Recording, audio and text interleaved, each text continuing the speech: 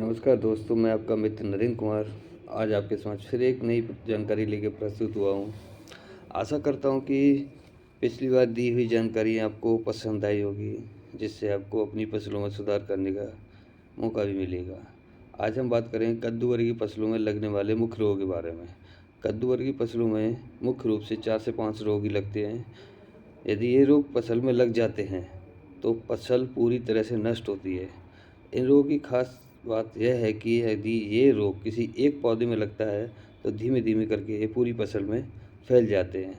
तो आइए हम बात करते हैं कद्दू वर्गीय फसलों में लगने वाले रोग के बारे में, जिनमें से पहला रोग आया आपका मृदुल रोमिलास्ता। यह रोग 20 से 22 डिग्री तापमान पर फसल में लगता है तथा इस रोग के लगने से पत्तियों में धब्बे पड़ जाते हैं और धीमे धीमे करके वह धब्बे पीले रंग के होकर पत्तियां सूख जाती हैं और पत्तियों के नीचे कवक की भी उपस्थिति दिखाई देती है।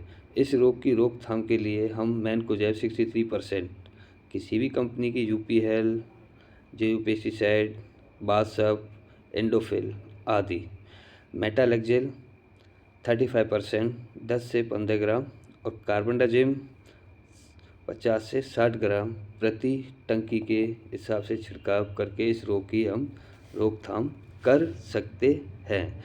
नंबर 2 पे आता है हमारा मोजक रोग। मोजक रोग को हम पीला मोजक भी कहते हैं। यह रोग कद्दू वर्गीय फसलों में सबसे खतरनाक होता है। यह रोग सफ़ेद मक्खी के द्वारा लगता है।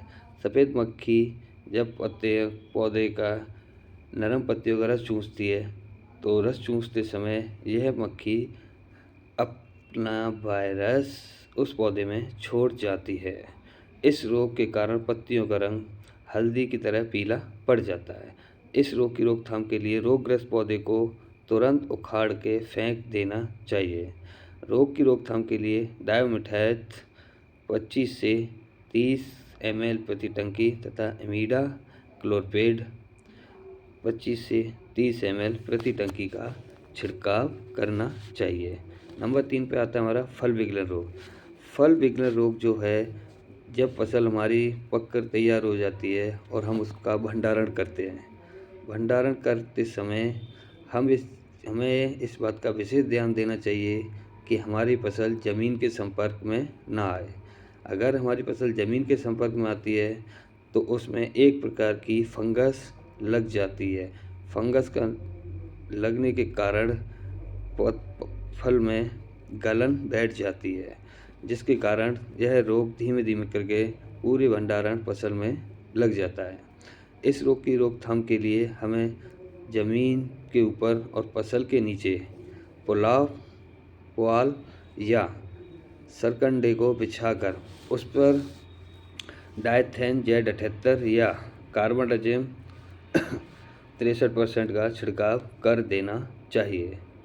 इससे क्या होता है कि हमारी जो है पुआल और सरकंडे